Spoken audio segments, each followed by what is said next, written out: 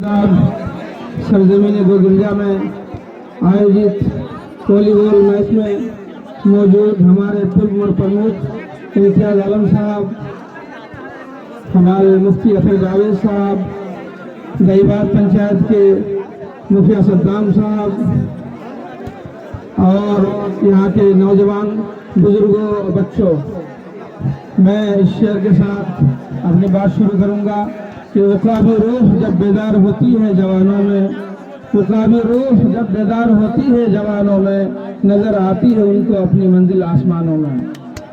माशाअल्लाह जबरदस्त वॉलीबॉल हो रहा है, बड़ी खुशी भी हो रही है, बड़े अच्छे अच्छे शॉट लग रहे हैं। जब मैं मिस्र में पढ़ रहा था तो वहाँ जो वॉलीबॉल और फुटबॉल का चलन बहुत ज़्यादा है, तो 2-3 खिलाड़ी ऐसे थे जो मैं देखा, अंकुर और मुद्दसिर, जो शॉट लगाया। वाकई ऐसे खिलाड़ियों को आगे जाने की ज़रूरत है, ऐसे खिलाड़ियों को आगे बढ़ाने की भी ज़रूरत है। मैं समझता हूँ कि बिल्कुल इनको आगे बढ़ाया जाए, इनकी हौसला अफजाई की जाए और सभी खिलाड़ियों के साथ हौसला अफजाई की जाए। भाइयों, बुजुर्गों और दोस्तों, आज गोगिरजा में हाजिरी हुई है। मैं आप लोगों से यही अर्ज करूँगा कि हालात को देखते हुए माननीय तेजस्वी जी आप सबके लिए बहुत कुछ करना चाहते हैं, बहुत सारा प्रोग्राम उनके पास है। आप खास तौर पर हमारे उन नौजवानों के लिए जो पढ़े लिखे हैं, बेरोजगार हैं, जो बेकार बैठे हुए हैं, ऐसे लोगों को इंशाअल्लाह नौकरियां देने का काम करेंगे। आपको याद होगा जब 17 महीने की हम लोग की हुकूमत थी, उससे पहले नीतीश जी कहा करते थे क्या ये अपने बाप के घर से नौकरियां ला कर देगा। जब 17 महीने की हुकूमत में हम लोग आए तो 5 लाख नौकरियां देने का काम हम लोगों ने किया, तो उनको समझ में आया कि नौकरियां कहां से निकलती है। जब उनकी खुद की सरकार होगी तो आप समझ सकते हैं, मेरे ख्याल से जितने नौजवान बेरोजगार हैं, खासतौर पर जो पढ़े लिखे नौजवान, बिल्कुल उनको नौकरियां मिलेंगी, हर डिपार्टमेंट में, हर विभाग में नौकरियां मिलेंगी। और मैं उन भाइयों के लिए भी कहूँगा, माननीय तेजस्वी जी ने उन लोगों के लिए जो हमारे मजदूर तबके के हैं, जो दिल्ली, पंजाब, यूपी, हरियाणा में सालों साल अपने बीवी बच्चों, अपने माँ बाप, अपने भाई बहनों से दूर रहकर अपनी जिंदगी बसर कर रहे हैं, ऐसे लोगों के लिए यहाँ पर कंपनियां, फैक्ट्रियां लगाने का काम करेंगे।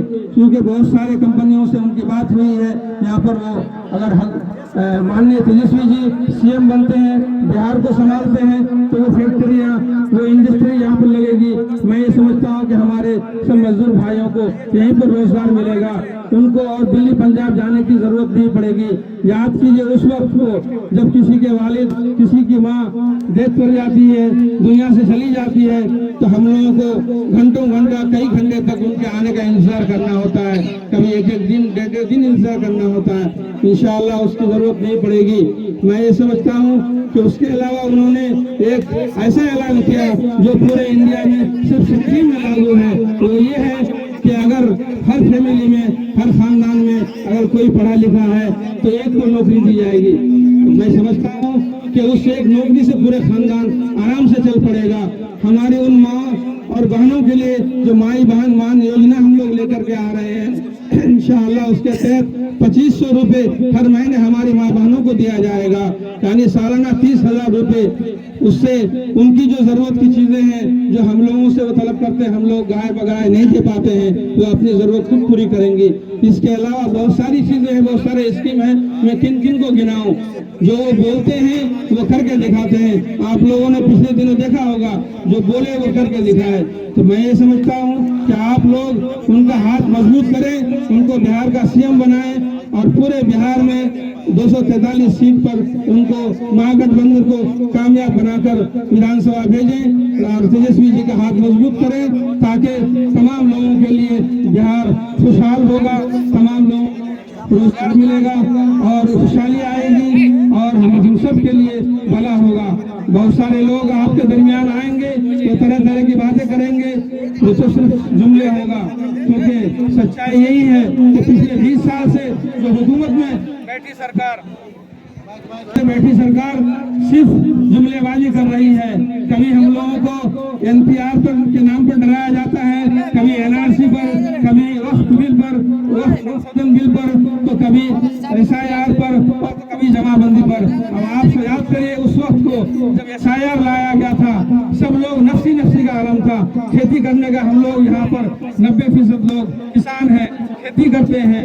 ऐसे मौके पर बरसात का वक्त था, सब लोग अपने कागजात दुरुस्त करने में लगे हुए थे कि पता नहीं वोट देने का इख्तियार छीन लिया जाएगा नहीं। तो ये सिर्फ परेशान कर रहे हैं, पिछले 11 सालों से सिर्फ परेशान करने का काम किया। इसलिए हम सबको मिलजुल करके बिहार की जो थकी सरकार है उसको बदलने की जरूरत है। और युवा, मैंने जो अभी शेर पढ़ा था, रूह जब बेदार होती है जवानों में, नजर आती है उनकी मंजिल आसमानों में। ऐसे नौजवान तेजस्वी यादव जी को सीएम बनाइए और हम सब के लिए इंशाअल्लाह भला होगा। मैं इन्हीं बातों के साथ अपनी बात खत्म करता हूँ। जय हिंद, जय भारत, जय राष्ट्रीय जनता दल, जय गौ हिंद।